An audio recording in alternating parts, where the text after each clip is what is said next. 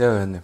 이재명 대표가 그 얘기했어요. 엔비디아 만들어서 제2의 엔비디아 만들어서 70%는 민간이 가지고 30%는 국민 모두가 나눠 가지면 세금 덜 내도 되지 않냐 이렇게 얘기했어요. 이 얘기 맞는 얘기입니까? 뭐 여러 가지 맥락에서 하신 것으로 알고 있습니다. 여러 가지 맥락이라는 게 무슨 말씀이에요? 예를 들어서 뭐 가능하냐고요 그런 게 현실적으로. 사실은 TSMC도 대만의 정부가 출자했던 부분으로 시작했던 부분이 있는 부분이 있고요. 그래서 여러 가지 상황에 있어서 가능하다 이 얘기죠?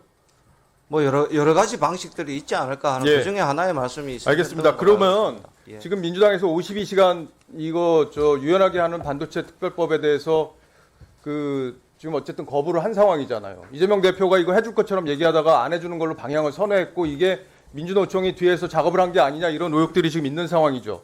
52시간 제도 이거 없이 제2의 엔비디아 가능합니까? 정부 입장은 이미 여러 군데에서 말씀드린 걸로 하여튼 정부 전체 입장에서 산자위에서도 말씀드렸고 저희도 AI 분야의 반도체 분야에 대해서는 좀 유연한 노동시간을 좀 가져야 되지 않겠냐라는 게 사실 정부의 입장입니다.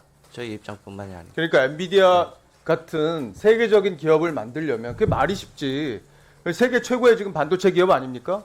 그런데 그런 기업을 지금 현재 노동시간 시스템에서 가능하냐 이거예요.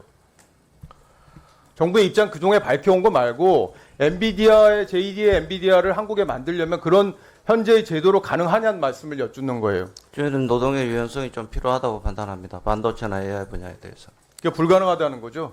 현실적으로.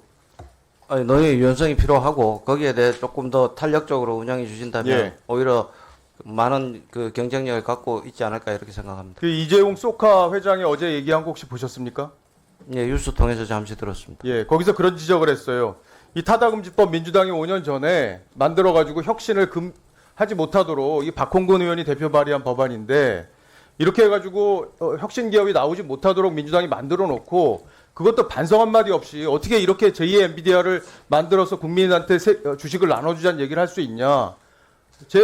이 말뜻을 가만히 보면 전형적으로 선거 전에 있는 포퓰리즘적인 얘기다. 저는 그렇게 판단이 되는데 어떻게 보세요?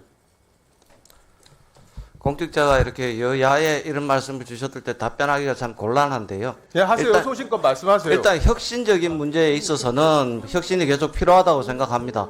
그런 점에서 여러 가지 이야기들이 있을 수 있고 또 혁신적 모델을 개발하고 그럼 우리나라의 혁신이 좀 부족한 부분은 사실이고 여러 가지 제도 개선이 필요하다고 생각합니다. 예. 성환이 사무총장님. 예. 네. 정치인들이랑 통화하세요? 정치인들하고 상임위 위원장과 양당 간사하고는 통화한 적이 있습니다. 예. 그러면 김세환 전 사무총장이 2022년 3월, 6월 이때 대선하고 지방선거 있을 때죠. 이때 정치인들하고 통화한 거 본인이 인정한 거 알고 계시죠? 누구랑 통화했는지 혹시 들으셨어요? 전혀 그 부분은 뭐 본인의 그러니까 언론에 나온 거에 의하면 뭐 선거구 획정 문제로 통화했다고 얘기한 걸로 알고 있습니다. 선거구 획정 문제로 네. 선거구 획정 문제로 통화할 만한 그 이유가 된다고 보십니까? 뭐 지금 현재 체제로는 총장이 그 선거구 획정 그 위원회의 업무를 담당하지 않습니다. 지금은 차장이 그렇죠. 선거구를 근데 담당하기 왜 때문에 전화도 이게 본인 명의가 아니고 선관위 명의였고 이걸 또 나중에 다 네, 그 부분 아니 그 부분 자체가 저도 이해가 안 갑니다.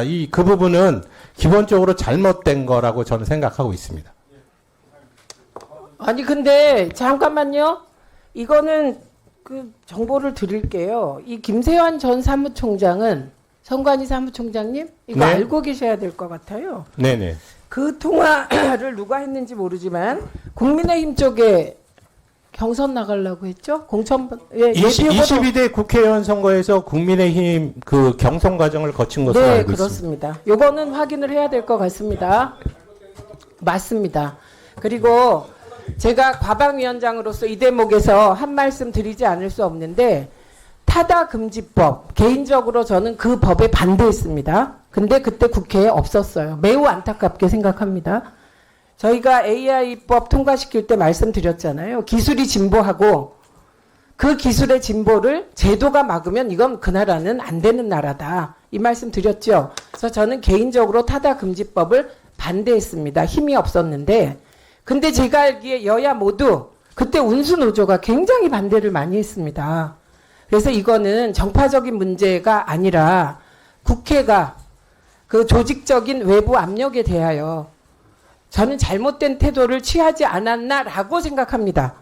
그래서 앞으로 혹시 타다 관련한, 그러니까 소위 자율주행 비롯해서 기술이 진보할 거 아닙니까? 그러면 과방위는 기술의 진보를 막지 않는 쪽으로 저희가 논의를 해가겠다. 예, 위원장의 입장을 말씀드립니다. 그리고 또 하나 52시간 노동제에 대하여 그 유연성을 확보하는 방안에 대해서 고민하고 있습니다. 이게 일도 양단으로 넣는다 안 넣는다 이렇게 계속 가면 평행선이지 않습니까? 근데 분명히 보상 기간을 한 달에서 석 달로 한다거나 뭔가 최소한 노사가 합의할 수 있는 안이 있지 않을까? 예, 같이 고민해 주시고 과기부도 고민해 주시기 바랍니다. 알겠습니다, 위원장. 네, 이렇게 정리하겠습니다.